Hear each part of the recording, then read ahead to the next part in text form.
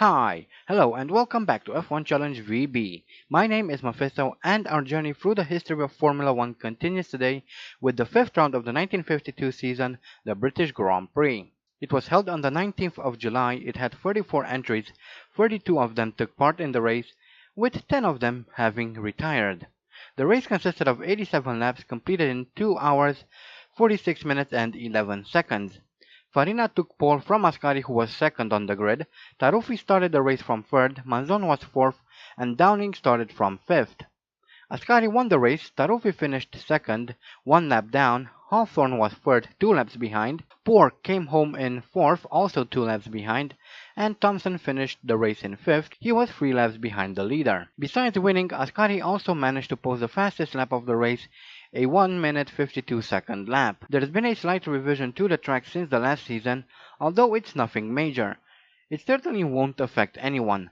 The change consisted of moving the start-finish straight up one corner, so it now sits where it was up until I believe 2010, between Woodcut and Copse.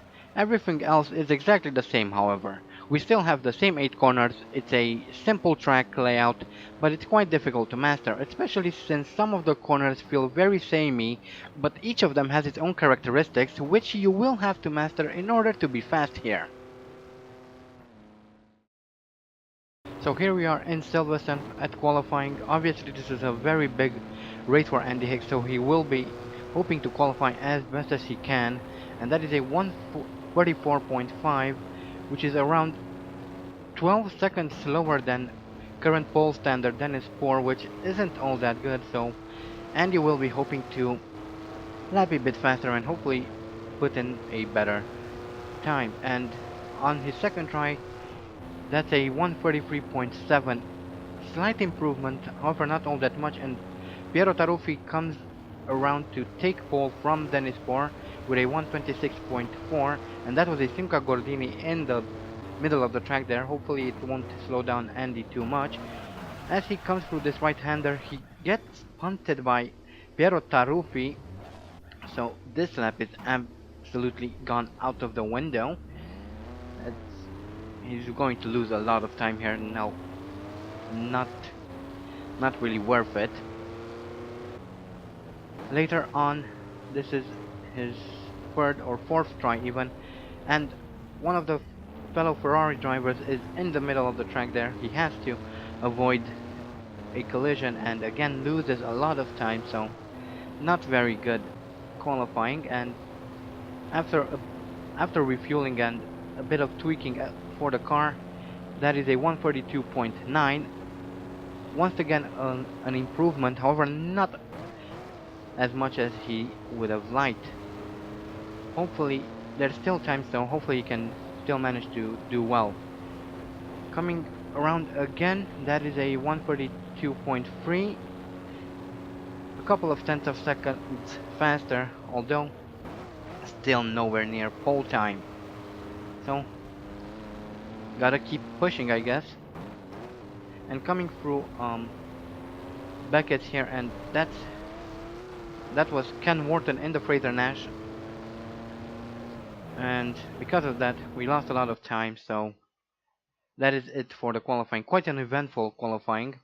Haven't had something like that since the 1950 British Grand Prix. And Ascari is in pole, Taruffi second, Dennis Poor third, Jose Froilan Gonzalez fourth, and Felice Bonetto is rounding up the top 5. Then we have Mike Hawthorne in 6th, Jean Berra 9th, Paul Frere 7th, Manzon, Yves Berra 9th, Alan Brown 10th, Andy Higgs is 11th, Ken Wharton is 12th, Rudy Fisher 13th, Eric Thompson 14th, De Graaf van Riet 15th, André Simon 16th, followed by Peter Collins in 17th. Then we have Luigi Villoresi down in 18th, very bad qualifying for him, as well as Nino Farina, who is 19th, and Maurice Trintignant starting from 20th. So that is the grid lineup for the start of the race. Waiting for the flag to drop. Hopefully this is going to be a good race.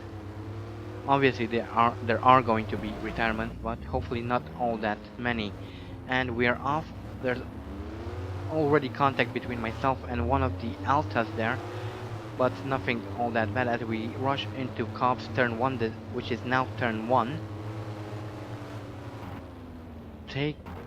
Making sure to slow down here because the AI is very stupid through the first couple of corners in a race. So we already saw a Simca Gordini that was sideways, not sure who it was, it's right in front of us, but and even more people losing control of their cars as we come through maggots. As we charge up into Beckett, I'm sure even more people will lose control. Yes, that's a Simca, I have to avoid it, and that was quite rough. That could have, well, no, in real life that would have probably destroyed my suspension. However, these cars are quite resilient in the mod, so but anyway, here is a replay of the start. We saw that little contact there with one of the it wasn't an Alta, it actually was a Cooper. Regardless, it didn't really affect us, and that was one of the Simcas there we saw sideways. And we're now looking at Paul Frere in the Alta, number 23 Alta. He's coming around Maggots, loses control of the car, crashes into that little bump there, and loses one of his front wheels. And he is out of the Grand Prix, obviously. However, we move up into 8th. We have Piero Taruffi right in front of us in the other Ferrari, and we have Maserati in front of him. Not entirely sure who it is. Taruffi loses control of his car. I go wide, trying to avoid the Simca that was in the middle of the track there. Quite a lot of things happening here in the opening lap, but it's quite expected by this point, I'm guessing, as we come through Woodcut to finish lap 1 and start lap 2. We have Luigi Villoresi in front of us. I think he is in the Maserati. Later on lap 2, Maurice Trintignant passes us quite quickly. He's having quite a lot of speed there, more than us, and that was Luigi Villoresi behind us, and Trintignant also losing control of his car. The AI is not having a lot of success controlling the car through the corners. I don't really understand why. And we are now looking at Rudy Fischer in his Ferrari coming around Maggots, losing control of the car, and we don't really see what's happening because the camera clipping distance is not all that big. And here we see I think that's André Simon in his Simca losing control, and I'm guessing he lost his wheel. Here we have Alan Brown coming around Woodcut. That's Ken Wharton losing control of the car, forcing Brown to also lose control. I think he crashed into the wall because he is missing his front right wheel. And now we're looking at Ken Wharton, who loses control through this right-hander and kind of gives up, and that's one of the Ferraris sliding. However, it looks like the Ferrari is rejoining the track. Ken Wharton kind of gave up, and that was one of the Maseratis hitting the number 2 Ferrari. Not sure who it was. So that is even more, that 4 more retirements. As we now chase after Dennis Poor, who's overtaken us in the meantime. I didn't really have to show it. He really rushed past us.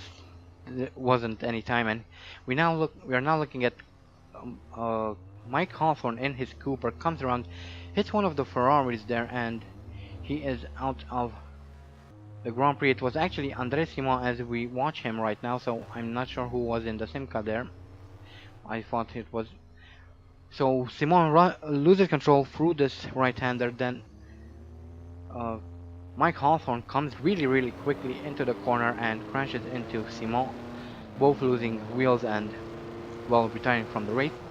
Meanwhile, Dennis Poor is kind of pulling away from us at the moment. Trintignant is still behind us, some half a minute behind, and Felice Bonetto is out of the race on lap 4. However, I can't show it because, well, it was outside of the clipping plane for the camera, so we couldn't see what was happening there. And here we see one of the fellow Ferraris losing control of the car, and that's Nino Farina in the 101, also losing control of the car. We nearly crashed into both of them. Luckily, we are still intact at the moment.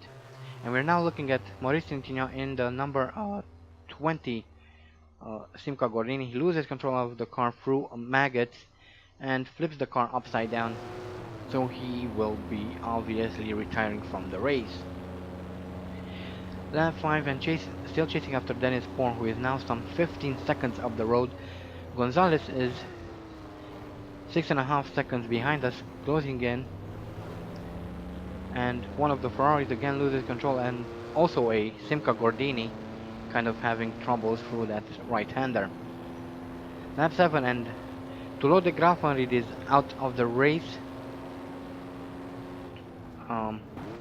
Not entirely sure what happened. Maybe we'll have a replay, although who knows, as nope. And lap 9, the weather's gotten quite bad. It's quite overcast at the moment. Hopefully there will be no rain, because, well, that would make everything a bit more complicated, as we're still chasing after Dennis Poor, who is now some 33 seconds up the road. We have Peter Collins right behind us, and we have a replay of Piero Taruffi in his Ferrari coming around Abbey there, loses control of the car, and I'm guessing he crashed into that dirt mound, and he is out of the race effectively.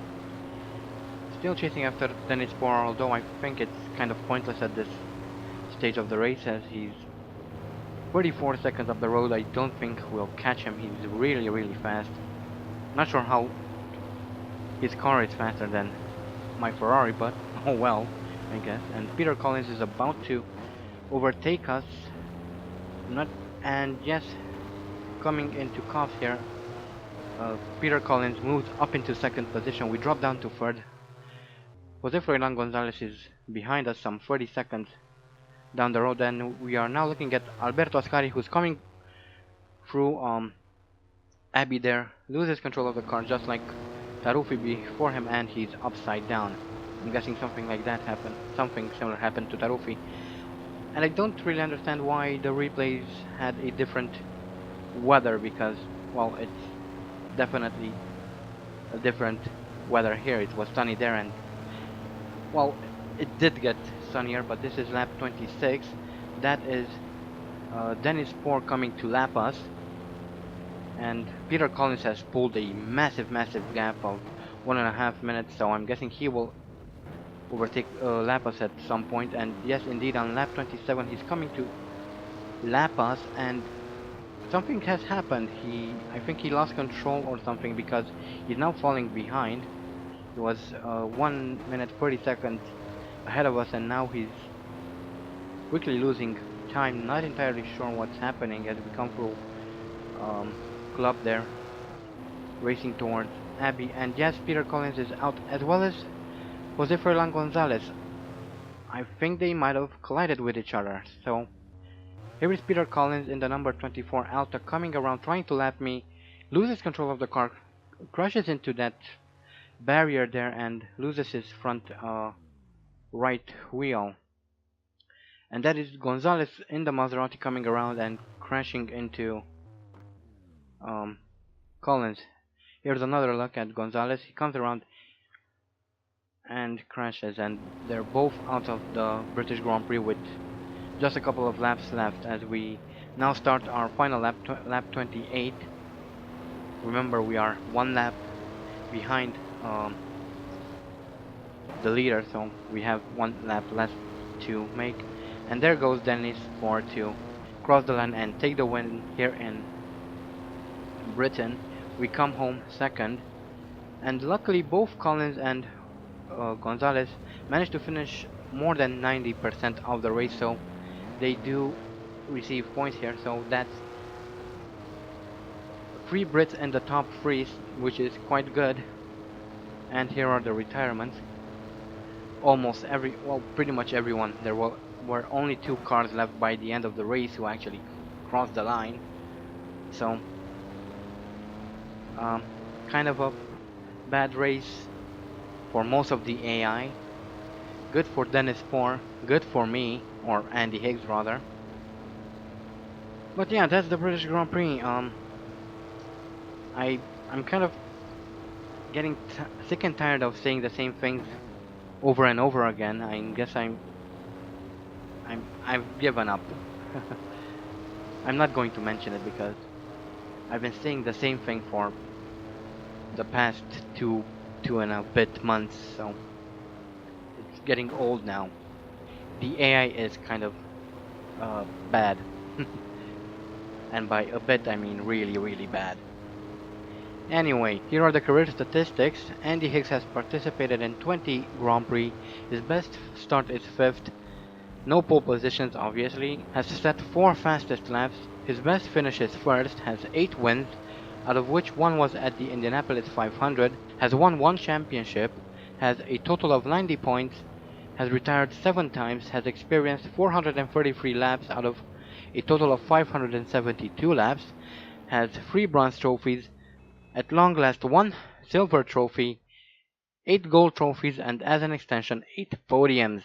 And here we have the championship standings. We've gotten to that point where we start to drop results. However, Andy is still leading the championship at the moment at a very good margin. De Graafenried is still in second, Thompson third, Farina, Poor, and Collins share 8 points. Gonzalez and Berra share 7. Then we have Manzon with 6th, Bonetto with 4 points, and then we have Fischer Trintignant and Piero Taruffi who share 3 points each. Ascari is not doing a very good job. He is supposed to win the championship, however, at the moment it doesn't really seem like he will, considering that he has yet to even finish a race. It's not too late. He can still win the next 3 races, and he could potentially win the championship if he does so. So let's not count our chickens before they've hatched. But yeah, that is the end of the British Grand Prix. Again, just like always, it's been quite disappointing for most of the AI considering that they've retired. But yeah, uh, I'm really running out of things to say when this is happening over and over and over and over again. But anyway, we've gotten to that point in the season when I'm going to ask you guys to vote for next season's team. Link, as always, is in the description. Uh, Rules are exactly the same as always. You can vote for any of the teams that have taken part in the 1953 season. It's a rather short list this time, but you get what you get, I guess. So make sure to vote for next season's team. Anyway, that is it for me. I hope you guys enjoyed this video. Thank you all so much for watching, and as always, stay sharp.